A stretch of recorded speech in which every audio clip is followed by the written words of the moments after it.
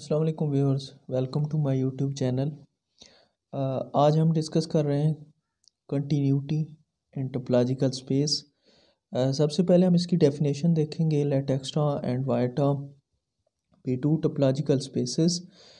Late F be a function F X to Y, then F is called continuous at point X naught belongs to X if for every each open set if for each open set V of y there exists an open set U of x such that x naught belongs to U which is contained in f inverse of V।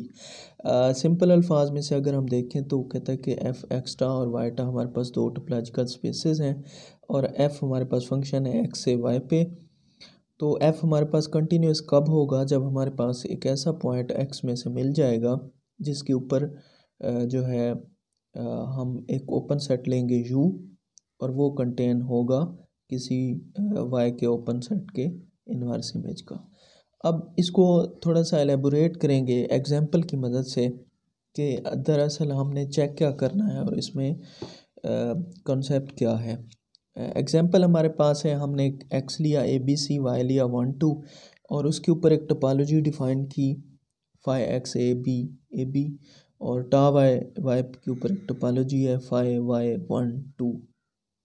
ठीक है, और mapping ये आपको सामने नज़र आ रही है। F of A is equal to 1 है, F of B is equal to 1 है और F of C is equal to 2 है। ठीक है, अब हमने चेक करना है कि क्या ये कंटिन्यूअस है या नहीं है। तो सबसे पहले कोई भी पॉइंट ले लें एक्स का, फ़र्ज़ करें मैं ए ले लेता हूँ। ठीक, अब इसके ऊपर देखें, मैं अगर फंक्शन लगाता हूँ F of A is equal to 1 या फिर अगर उस साइड पे लेके जाएं तो A is equal to F inverse of 1। अब 1 क्या है? 1 यहाँ पे ओपन है, तो मैं यहाँ पे लिख सकता हूँ कि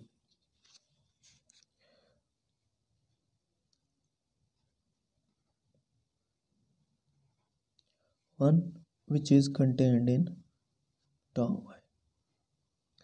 मतलब क्या है? अब डेफिनेशन को समझें कि ये मैंने वी लिया है, कोई ओपन सेट लिया है, किस में से?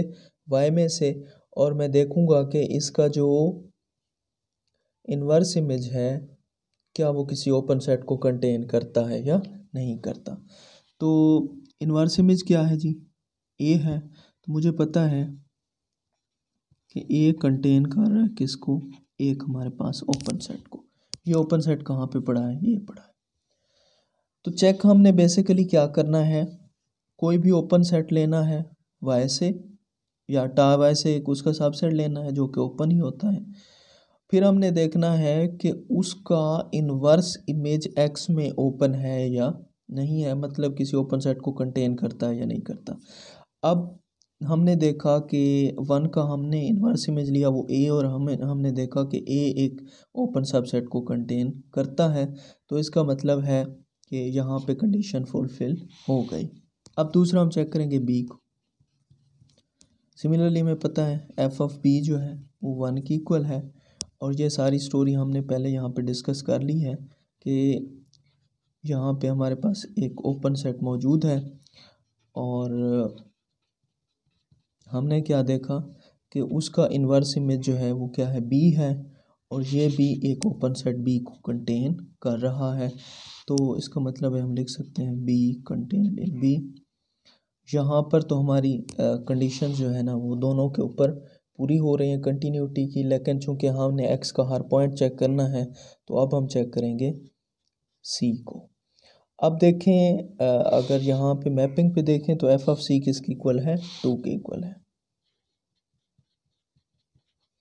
और यहाँ पे एफ इनवर्स ऑफ, अब 2 भी ओपन सेट है तो वाई में अगर आप देखें तो 2 क्या है? ओपन सेट है। अब अकॉर्डिंग टू डेफिनेशन हमने क्या किया कि टा वाई से एक ओपन सेट लिया, उस ओपन सेट का हमने इन्वर्स इमेज देखा जो कि हमारे पास सी आया है। अब यहाँ पे आपने देखना है कि ये जो C है ये किसी ओपन सेट को कंटेन करता है या नहीं करता। यहाँ पे देख लें, कोई भी ऐसा ओपन सेट नहीं है जिसको C क्या करे, कंटेन करे। तो यहाँ पे आके थर्ड नंबर पे हमारी कंडीशन जो है वो क्या हो जाती है, फेल हो जाती है। तो इसलिए हम कह सकते हैं कि C हमारे पास एक ऐसा पॉइंट है जो कि एक ओपन सेट, उसके अंदर कोई ऐसा नहीं है जो कि इधर मौजूद हो। तो ये फंक्शन जो है f इज़ नॉट कंटिन्यूस। अगर बात a और b तक की होती तो फिर ये क्या था, कंटिन्यूस था। अब एक थ्योरम है इसके ऊपर हमारे पास कि a function f(x) to y is continuous on x if our every closed subset in y f inverse of c is closed in x। इसको हम प्रूव करेंगे। ये बिल्कुल सेम टू सेम ही है कि क्लोज सेट लें y में से, उसका इन्वर्स इमेज जो है वो x में क्लोज होना चाहिए। और कंटिन्यूस के लिए भी यही शराइत होती हैं जो पीछे हमने पढ़ा कि ओपन सेट y में से लें और उसका जो इन्वर्स इमेज है वो ओपन हो x में। तो ये इफ़ एंड ओनली इफ़ वाला थ्योरम है। तो पहले हम इसका पहला पार्ट देखते हैं। हमने सपोज कर लिया कि f जो है वो कंटिन्यूस है। जब कंटिन्यूस है तो उसका मतलब है कि जो भी y में से हम ओपन सेट लेंगे उसका इन्वर्स इमेज जो है ओपन होगा x में। अब हम अपने प्रूफ की तरफ आते हैं। C हमने क्लोज सेट y में से लिया तो हमें पता है कि जब हम किसी क्लोज का कॉम्प्लीमेंट लेते हैं तो वो क्या हो जाता है, ओपन हो जाता है। यानी कि C अगर y में क्लोज है तो y माइनस C क्या होगा, ओपन होगा y में। अब अगर ये ओपन है y में तो कंटिन्यूटी की डेफिनेशन के मुताबिक ये ओपन किस में होगा, x में होगा। अब f इनवर्स ऑफ, इसको थोड़ा सा सॉल्व कर लेते हैं। y का अलहदा minus f inverse of x। अब f inverse of y x के बराबर है और x माइनस f माइनस, क्योंकि ये चीज़ जो है ओपन है x में तो ये भी क्या होगा, ओपन होगा x में।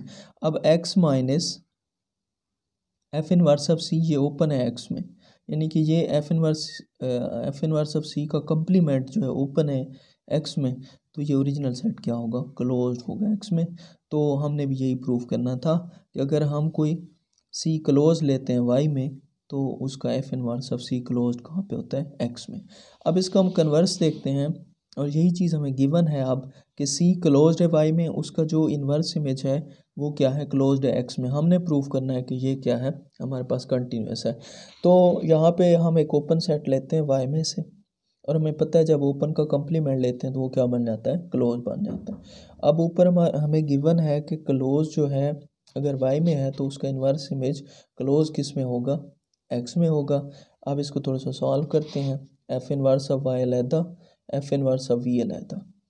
अब ये चीज़ किसके बराबर है, x के बराबर है, माइनस ये वैसे आ जाएगा और ये किस में क्लोज्ड है, x में। लेकिन अब सेम टू सेम वही चीज़ अभी तक आ रही है। अब देखें ये आपको नज़र आ रहा होगा कम्प्लीमेंट है f इनवर्स ऑफ v का।